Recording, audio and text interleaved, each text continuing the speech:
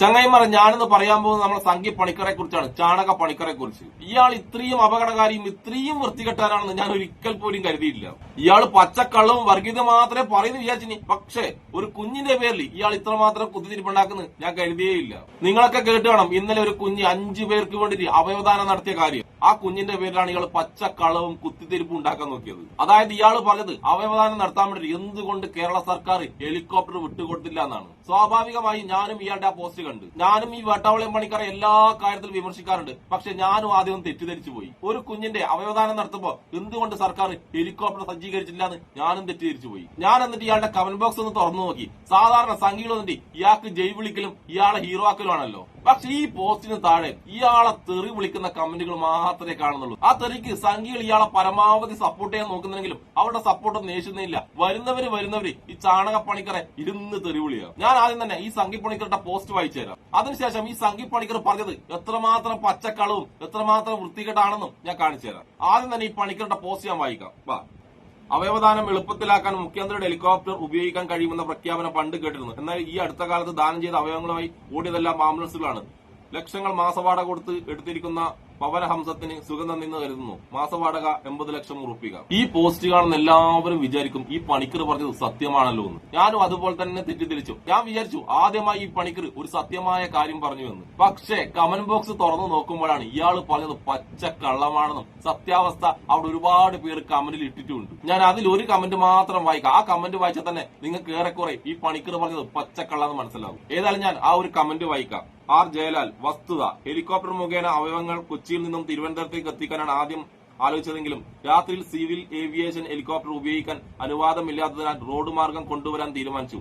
അത് ഏറ്റവും വേഗത്തിൽ എത്തിക്കാൻ ആവശ്യമായ തയ്യാറെടുപ്പ് എടുത്ത് യാത്ര സുഗമമാക്കിയ പോലീസിനെയും അതിനോട് സഹായിച്ച ജനങ്ങളെയും അഭിനന്ദിക്കുന്നു. ക്ഷീരമുള്ള ഒരു അകിടിൻ ചുവട്ടിലും ചാണകം തന്നെ പണിക്കർക്ക് കൗതുകം. കഷ്ടം. കേട്ടല്ലോ നിങ്ങൾ, ഏവിയേഷൻ വകുപ്പ് അത് ആരുടെ കീഴിലാണ്? കേന്ദ്രത്തിന്റെ കീഴിൽ. അപ്പൊ ആരാണ് ഇതിന് അനുമതി കൊടുക്കാത്തത്? കേന്ദ്രം, അതായത് BJP. കേന്ദ്രത്തിന്റെ നിയമമാണ് രാത്രിയിൽ ഹെലികോപ്റ്റർ ഉപയോഗിക്കാൻ പാടില്ല എന്നുള്ളത്. എന്നിട്ട് ആ സംഭവം പണിക്കരുണ്ടാവും നേരെ കൊണ്ടുവന്നിട്ട് കേരളത്തിന്റെ തലയിലിട്ട്. ഈ ചാണക പണിക്കരുടെ ഒരു നിലവാരം നോക്കിയട്ടെ. ഇവന്റെ ചാണക സംഖ്യകൾ മൊത്തം ഇത് വിശ്വസിച്ചിട്ട് അതിൽ കമന്റോട് കമന്റാണ്. കുറച്ച് കഴിഞ്ഞപ്പോഴാണ് ഇത് സത്യാവസ്ഥ വന്നിട്ട് ആ കമന്റ് ബോക്സിൽ ഒരാൾ വന്ന് ഇടാൻ തുടങ്ങിയത്. ഇത്രയും വൃത്തികെട്ടവനാ ലോകത്ത് എവിടെയെങ്കിലും നിങ്ങൾക്ക് കാണിച്ചു തരാൻ പറ്റുമോ? പറ്റൂല. ഇവനാണ് ആ വൃത്തികെട്ട അച്ചിൽ നിർമ്മിച്ച ഏക വ്യക്തി. ഏതായാലും ഈ ചാണക പണിക്കർ പറഞ്ഞ ഉടായ്പുമായി ബന്ധപ്പെട്ട് ഒരാൾ ചാണക പണിക്കരെ പൊളിച്ചെടുക്കുന്ന ഒരു വീഡിയോ ചെയ്തിട്ടുണ്ട്. ആ വീഡിയോ ഞാൻ നിങ്ങൾക്ക് കാണിച്ചു തരാം. ഈ നാട് ഏത് ദുരന്തം നേരിടുന്ന സന്ദർഭങ്ങളിലും അതിന്റെ ഇടയിൽ ഒരു വിഷം കലർത്താൻ പറ്റുമോ എന്നുള്ളതാണല്ലോ സംഘിച്ചിന്ത. എവിടെയെങ്കിലും നമ്മൾ ഒരുമിച്ച് ഒരു പ്രവർത്തനം നടത്തിക്കൊണ്ടിരിക്കുമ്പോൾ മാറി നിന്ന് കുറ്റം പറയുക. സംഘികളുടെ മാനന നിരീക്ഷകനായിട്ടുള്ള ശ്രീജിത്ത് പണിക്കരും ചെയ്തുകൊണ്ടിരിക്കുന്നത് എപ്പോഴും അത്തരം പ്രവർത്തനങ്ങൾ തന്നെയാണ്. സംസ്ഥാനം ഇന്നലെ രാത്രി മുതൽ സംസ്ഥാനത്തെ ഏറ്റവും പ്രായം കുറഞ്ഞ ഒരു കുഞ്ഞിന്റെ അവയവ മാറ്റിവെക്കൽ ശസ്ത്രക്രിയയ്ക്ക് വേണ്ടി ഒറ്റ മനസ്സാലെ പ്രവർത്തിച്ചുകൊണ്ടിരിക്കുകയാണ്. കേവലം 10 വയസ്സുള്ള കുഞ്ഞിന്റെ അവയവങ്ങൾ കേരള ചരിത്രത്തിൽ തന്നെ ആദ്യമായിട്ട് 5ഓളം പുതു ജീവനുകളേകുന്ന ആ പ്രക്രിയയ്ക്ക് നമ്മൾ ശ്വാസം അടക്കി പിടിച്ച് അതിനുവേണ്ടി പ്രവർത്തിച്ചുകൊണ്ടിരിക്കുമ്പോഴാണ് അതിനിടയിൽ എന്ത് വിഷം കലർത്താൻ പറ്റുമെന്നുള്ള ചിന്ത ഒരു സംഘി മനസ്സിൽ വരുന്നത്. നമ്മുടെ നാട്ടിൽ അവയവം ദാനം ചെയ്ത ഒരു സംഘി പോലും ഇല്ല എന്നുള്ള യാഥാർത്ഥ്യം നമുക്കറിയാം. കാര്യം നേരിട്ട് സ്വർഗത്തിലേക്ക് പോകാൻ അവർ ആചാരപരമായിട്ട് ആ ശരീരത്തിൽ നിന്ന് ഒരു രോമം പോലും പോകാതെ കെട്ടിപ്പൊതിഞ്ഞ് കത്തിച്ച് കളയുന്നവരാണ്. അങ്ങനെയുള്ള മഹാന്മാർ സ്വന്തം ശരീരം പഠിക്കാൻ കൊടുത്ത ഒരു ചരിത്രം പോലും ഇല്ലാത്തവർ ആകെ ചെയ്യാൻ പറ്റും ഏതെങ്കിലും ഒരു പ്രതിസന്ധി ഘട്ടത്തിൽ ആൾക്കാരെ കുറച്ചുപേരെ തെറ്റിദ്ധരിപ്പിക്കാൻ പറ്റുമോ എന്നുള്ളതിലേക്കാണ് ആലിൻ എന്ന കുഞ്ഞിന്റെ ആ അവയവ മാറ്റിവെക്കൽ ശസ്ത്രക്രിയയുടെ ഭാഗമായി അതെടുത്ത് പല ഹോസ്പിറ്റലുകളിൽ എത്തിക്കുന്നത് ആംബുലൻസ് മുഖേനയായിരുന്നു. ഉടനടി അവൻ വിഷം കലർത്താൻ ഒരു വിഷയം കിട്ടി. അങ്ങനെയാണ് മുഖ്യമന്ത്രിയുടെ ഹെലികോപ്റ്റർ ഈ അവയവദാനത്തിന് ഉപയോഗിച്ചില്ല എന്ന പേരിൽ സോഷ്യൽ മീഡിയയിൽ ഒരു പോസ്റ്റ് ഇട്ടത്. നിങ്ങൾക്കറിയാം, തൊട്ടുമുന്നേ ഹൃദയ മാറ്റിവെക്കൽ ശസ്ത്രക്രിയയ്ക്ക് നമ്മുടെ നാട്ടിൽ ഹെലികോപ്റ്റർ ഉപയോഗിച്ചിരുന്നു. ഏതെങ്കിലും ഒരു വലിയ പ്രതിസന്ധി നേരിടുന്ന സന്ദർഭത്തിലായിരിക്കണമല്ലോ നമ്മൾ വിഷം കലക്കി കൊടുക്കേണ്ടത്. ആ സന്ദർഭത്തിൽ അത് ആൾക്കാരിലേക്ക് പെട്ടെന്ന് എത്തും. അങ്ങനെയുള്ള വിഷ ചിന്താഗതിക്കാരന്റെ പോസ്റ്റ് ഇങ്ങനെയാണ്: അവയവദാനം എളുപ്പത്തിലാക്കാൻ മുഖ്യമന്ത്രിയുടെ ഹെലികോപ്റ്റർ ഉപയോഗിക്കാൻ കഴിയുമെന്ന പ്രഖ്യാപനം പണ്ട് കേട്ടിരുന്നു. അവൻ ഈ അടുത്ത കാലത്തൊന്നും കണ്ടില്ല, പണ്ട് കേട്ടിരുന്നതേ ഉള്ളൂ. എന്നാൽ അടുത്ത കാലത്ത് ദാനം ചെയ്ത അവയവങ്ങളുമായി ഓടിയതെല്ലാം ആംബുലൻസുകളാണ്. ലക്ഷങ്ങൾ മാസവാടക കൊടുത്ത് എടുത്തിട്ടിരിക്കുന്ന പവനഹംസത്തിന് സുഖം തന്നെയെന്ന് കരുതുന്നു. മാസവാടക 80 ലക്ഷം ഉറപ്പിക. ഈ സന്ദർഭത്തിൽ എന്തിനായിരിക്കണം ഇങ്ങനെ ഒരു പോസ്റ്റ് ഇട്ടിട്ടുണ്ടാവുക? ആ ചെയ്തുകൊണ്ടിരിക്കുന്ന പ്രവർത്തനങ്ങൾ അതൊന്ന് അടങ്ങുന്നതിന് മുന്നോടിയായിട്ട് ആ ഒരു കാര്യത്തെ മുൻനിർത്തിക്കൊണ്ട് ചെയ്തുകൊണ്ടിരിക്കുന്ന പ്രവർത്തനങ്ങളിൽ ആൾക്കാർക്ക് ഒരു അസംതൃപ്തി നമുക്ക് ഉണ്ടാക്കിയെടുക്കാം. ആ വിഷ ചിന്താഗതിയാണ് നാട് മനസ്സിലാക്കേണ്ടത്. പക്ഷെ എന്തായിരുന്നു യാഥാർത്ഥ്യം? ഒരു കാര്യം ശ്രദ്ധിക്കുക, നിങ്ങൾ രാജ്യത്ത് എവിടെയെങ്കിലും അവയവ മാറ്റിവെക്കൽ ശസ്ത്രക്രിയയ്ക്ക് വേണ്ടി ഇത്തരം സംവിധാനങ്ങൾ പ്രവർത്തിക്കുന്നതായിട്ട് കേട്ടിട്ടുണ്ടോ? ആശുപത്രി ഉണ്ടായിട്ട് വേണ്ടേ ജനങ്ങൾക്ക് അവയവം മാറ്റിവെക്കാൻ? അതാണ് ഇവന്റെ നേതാക്കന്മാർ ഭരിക്കുന്ന സംസ്ഥാനങ്ങളുടെ അവസ്ഥ. അവിടെ പൊതുജനത്തിന്റെ ഡെഡ് ബോഡി വരെ സൈക്കിളിലും ബൈക്കിലും കെട്ടിവെച്ചുകൊണ്ട് പോകുന്നതും ഇവന്റെ കണ്ണിൽ കണ്ടാൽ കാണാനേ പറ്റില്ല. അതാണ് ഇവരുടെ നോർത്തിലെ സംഘിസ്ഥാനുകൾ. ഇവിടെ അങ്ങനത്തെ അവസ്ഥയില്ല. എന്നിരുന്നാലും നമ്മൾ പരിഹസിക്കണമല്ലോ. ഇനി എന്താണ് സംഭവിച്ചതെന്ന് മുഖ്യമന്ത്രി ആലിന്റെ ഫോട്ടോ പങ്കുവെച്ചുകൊണ്ട് ആ അവയവദാനത്തിന്റെ മഹത്വവും അതിന് തയ്യാറായ അച്ഛനെയും അമ്മയും അഭിനന്ദിച്ചുകൊണ്ട് അദ്ദേഹം കുറിച്ച ഫേസ്ബുക്ക് കുറിപ്പിൽ ഈ വിഷയത്തെക്കുറിച്ച് പ്രതിപാദിച്ചിട്ടുണ്ട്. എന്താണ് സംഭവിച്ചതെന്ന് നാട് അറിയണം. കേരളത്തിലെ മാധ്യമങ്ങൾക്ക് അതൊന്നും പറഞ്ഞു തരേണ്ട കാര്യമില്ല. എന്തുകൊണ്ട് ഹെലികോപ്റ്റർ ഉപയോഗിച്ചില്ല എന്ന കാര്യത്തെക്കുറിച്ച് മുഖ്യമന്ത്രി ഇങ്ങനെ വിശദീകരിക്കുന്നു. ഹെലികോപ്റ്റർ മുഖേന അവയവങ്ങൾ കൊച്ചിയിൽ നിന്നും തിരുവനന്തപുരത്ത് എത്തിക്കാനാണ് ആദ്യം ആലോചിച്ചതെങ്കിലും രാത്രിയിൽ സിവിൽ ഏവിയേഷൻ ഹെലികോപ്റ്റർ ഉപയോഗിക്കാൻ അനുവാദമില്ലാത്തതിനാൽ റോഡ് മാർഗം കൊണ്ടുവരാൻ തീരുമാനിച്ചു. അപ്പൊ ശ്രദ്ധിക്കുക, സിവിൽ ഏവിയേഷൻ വകുപ്പ് 6 മണിക്ക് ശേഷം ഹെലികോപ്റ്റർ ഉപയോഗിക്കാൻ അനുവാദം കൊടുത്തിട്ടില്ല. ഈ ആരാണ് സിവിൽ ഏവിയേഷൻ വകുപ്പ്?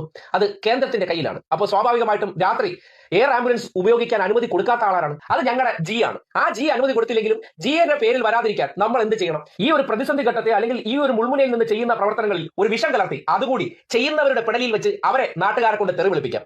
ഇതാണ് ഈ വിഷങ്ങൾ ചെയ്യുന്ന കാര്യം. അപ്പോൾ ആ പോസ്റ്റിൽ ബാക്കി ഇങ്ങനെ വിശദീകരിക്കുന്നുണ്ട്. ഹെലികോപ്റ്റർ ഉപയോഗിക്കാൻ അനുവാദമില്ലാത്തതിനാൽ റോഡ് മാർഗം കൊണ്ടുവരാൻ തീരുമാനിച്ചു. അത് ഏറ്റവും വേഗത്തിൽ എത്തിക്കാൻ ആവശ്യമായ തയ്യാറെടുപ്പുകൾ എടുത്ത് യാത്ര സുഗമമാക്കിയ പോലീസിനെയും അതിനോട് സഹകരിച്ച ജനങ്ങളെയും അഭിനന്ദിക്കുന്നു. ഇന്നലെ തന്നെ കുഞ്ഞിന്റെ മൃതദേഹം ബന്ധുക്കൾക്ക് വിട്ടു നൽകേണ്ടതുള്ളതുകൊണ്ട് പോസ്റ്റ്മോർട്ടം നടപടികൾ രാത്രി തന്നെ കോട്ടയം മെഡിക്കൽ കോളേജിൽ നടത്താനുള്ള പ്രത്യേക സജ്ജീകരണങ്ങൾ ഒരുക്കി. ഇതാണ് സംഭവിച്ചത്. ആ കുഞ്ഞിന് മസ്തിഷ്ക മരണം സംഭവിച്ചു. ഒരു കുഞ്ഞാണ്. ആ കുഞ്ഞിന്റെ നഷ്ടപ്പെട്ട വേദനയിലിരിക്കുന്ന അച്ഛനും അമ്മയും ഈ ഒരു വലിയ തീരുമാനം അവർ എടുക്കാൻ തയ്യാറായപ്പോൾ അവരെ പിന്നെ വിഷമിപ്പിക്കാൻ പാടില്ല. രാത്രിയെങ്കിൽ രാത്രി അതിനുവേണ്ട സകല സജ്ജീകരണങ്ങൾ ഒരുക്കി. അതല്ലേ ഒരു സർക്കാർ സംവിധാനത്തിന് ചെയ്യാൻ കഴിയുക.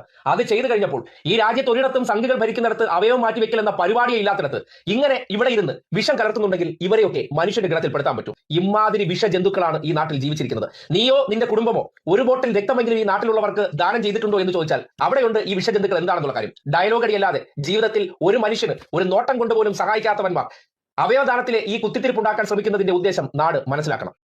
കേട്ടല്ലോ, ഇതാണ് സത്യാവസ്ഥ. ഈ സംഘി പണിക്കുടെ പണി എന്ന് പറഞ്ഞാൽ കേന്ദ്രത്തിനെ വിളിപ്പിക്കാൻ വേണ്ടി മറ്റുള്ളവരെങ്ങനെ കുറ്റം പറയുക. ഇങ്ങനത്തെ സംഭവം കേൾക്കുമ്പോൾ ഏതൊരാളും തെറ്റിദ്ധരിച്ചു പോകുമല്ലോ. എന്നിട്ട് ഇവനെ കുറച്ച് മാധ്യമങ്ങളും കുറച്ച് സംഘികളും വിളിക്കുന്ന പേരാണ് രാഷ്ട്രീയ നിരീക്ഷകൻ. എന്താണ് ഈ ചാണക സംഘി ഇത്രയും കാലം നിരീക്ഷിച്ചുകൊണ്ടിരുന്നത്? പച്ചക്കള്ളം എങ്ങനെ പറയാം, എന്നിട്ട് ജനങ്ങളെ എങ്ങനെ തെറ്റിദ്ധരിപ്പിക്കാം, എങ്ങനെ പല മതവിഭാഗങ്ങളെ തമ്മിലടിപ്പിക്കാം, ഇതൊക്കെയാണ് ഈ ചാണക സംഘി ഇത്രയും കാലമായിട്ട് നിരീക്ഷിച്ചു വരുന്നത്. പക്ഷെ ഈ വൃത്തികെട്ടവൻ ഒരു കുഞ്ഞിന്റെ പേരിലും ഇത്രമാത്രം തെറ്റിദ്ധാരണയും ഇത്രമാത്രം കുത്തിത്തിരിപ്പുണ്ടാക്കുന്നത് ഞാൻ പോലും കരുതിയില്ല. പക്ഷെ ഒരു സംഘി എത്രമാത്രം അപകടകാരിയാണെന്ന് നമ്മൾ പ്രതീക്ഷിക്കുന്നതിലും കാട്ടിലും എത്രമാത്രം അപകടകാരിയാണെന്ന് ഇയാളെ കണ്ടപ്പോ എനിക്ക് മനസ്സിലായി. അപ്പൊ ഞാനിപ്പോ മനസ്സിലാക്കുന്നത് ലോകം കണ്ട ഏറ്റവും വലിയ അപകടകാരി ഈ ചാണകപ്പണിക്കാരാണ്. ഈ ചാണകപ്പണിക്കരുടെ താഴെ മാത്രമേ ഇനി ആർക്കും എത്ര വലിയ ഭീകരണം സ്ഥാനമുള്ളൂ. അപ്പൊ ഇനി കൂടുതലൊന്നും പറയുന്നില്ല. എന്നെ ഇഷ്ടപ്പെടുന്ന എല്ലാവർക്കും എന്റെ ഒരു നല്ല സുലാൻ.